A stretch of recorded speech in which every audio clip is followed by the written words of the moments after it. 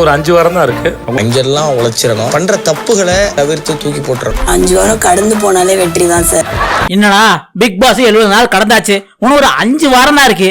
5 வாரத்துல கண்டஸ்டன்ஸ் என்னென்ன பண்ண போறீங்க அதை சொல்லுங்க அப்படின்ட்டு எல்லா கண்டஸ்டன்ஸையும் கன்ஃபர்ஷன் ரூம் கூப்பிட்டு விஜய் சேதுபதி வந்து தனித்தனியா அட்ரஸ் பண்றாரு. இதுக்கு முன்னாடியே கமல் சார் நிறைய தனித்தனியா கன்ஃபர்ஷன் ரூம் கூப்பிட்டு பேசியிருக்காரு. அதே மாதிரிதான் இந்த டைம் ட்ரை பண்றாங்கன்னு நினைக்கிறேன். அதுல எல்லாரும் ஒவ்வொரு கருத்தை சொல்றாங்க.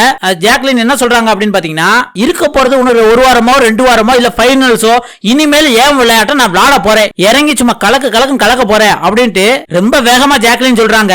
அதை தாங்க நாங்களும் ஜாக்லின் அக்கா எதிர்பார்க்கிறோம். உங்களை டாப் லிஸ்ட்ல வச்சிருக்கோம். உன்னும் போய் கூடி பேசாம மோதிஞ்சுக்கு நேர டப்புன்னு அடிச்சு பேசுங்க அப்படிங்கிற மாதிரி தான் நம்மளுக்கு தோணுது. அடுத்து முத்து என்ன சொல்றாரு அப்படின்னு பாத்தீங்கன்னா, எங்கெல்லாம் உழைக்கிறதுக்கான வாய்ப்பு கிடைக்குதோ அங்கெல்லாம் உழைச்சிருவோம் சார். அதாவது என்னன்னா, எங்கெல்லாம் கேம் விளாண்டு தான் பெஸ்ட் அப்படின்னு காமிக்கிற இடத்துல கண்டிப்பா நான் காமிச்சிருவேன். இதுல ஏதாவது நான் தப்பு செஞ்சிருக்கேன் இனிமேல், இல்லைன்னா ஏதாவது தப்பு செய்ய வாய்ப்பு இருக்கணும்னா கண்டிப்பா அதை திருத்திக்கிட்டு டாப் கண்டஸ்டன்ஸ்ல நான் வந்து நிப்பேன் அப்படிங்கிற மாதிரி வந்து முத்து சொல்றாரு. அதைத்தான் நம்மளும் எதிர்பார்க்கிறோம். முத்து செய்யற சில மிஸ்டேக்ஸ் மட்டும் திருத்திக்கிட்டாருன்னா அவர் தான் டாப் கண்டஸ்டன்ஸ். அதுல எந்த மாற்று கருத்துமே கிடையாது. அடுத்து நம்ம தலைமை விஜய் விஷால் அவர் வந்து என்ன சொல்றாரு பாத்தீங்கன்னா, 10 வாரமா நான் காமெடி பண்ணிக்கிட்டே இருந்திருக்கேன்.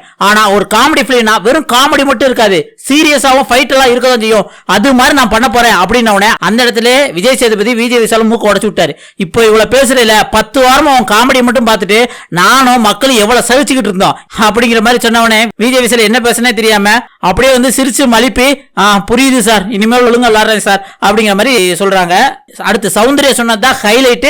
விஜய் சேதுபதி சாரே பார்த்து பயங்கரமா சிரிச்சுட்டாரு. உட்கார்ந்து ஆடியன்ஸும் சிரிச்சுட்டாங்க. என்ன அப்படின்னம்னா, சௌந்தர்யாட்ட இதே கொஸ்டின் தான் கேட்டிருக்காங்க, இன்னும் இருக்கிற 5 வாரத்தை கடந்து இந்த டாப் ஃபைனல்ஸுக்காக என்ன பண்ண போறீங்க அப்படின்னு கேட்டவனே சௌந்தர்யா வந்து, சார் இந்த 5 வாரம் கடந்தாலே எனக்கு மிகப்பெரிய வெற்றி சார் அப்படின்னே விஜய் சேதுபதி ஆமால அப்படின்ட்டு அவரே சிரிக்க ஆரம்பிச்சிட்டார். ஏன்னா இந்த கேமே வந்து 100 நாள், 5 வாரம் கடந்துட்டாலே 100 நாள் ஆகி போயிடும். அப்பனா 100 நாள் கடந்து யாரெல்லாம் இருக்காங்களோ அவங்கள வெற்றி பெற்றவங்க தான் அர்த்தம். அப்படிதான் சௌந்தர்யா வந்து இன்டைரக்டா சொல்லியிருக்காங்க. ப்ரோமோல 4 பேர் காமிச்சாங்களா, அந்த 4 பேருமே கிட்டத்தட்ட வந்து ஃபைனல்ஸ்க்கு வரக்கூடியவங்க தான். இதுல கொஞ்சம் டவுட்னா விஜய் விஷால் தான். இதுக்கு பதில் வந்து மஞ்சரியோ தீபக்கோ வரதுக்கான வாய்ப்புகள் இருக்கு.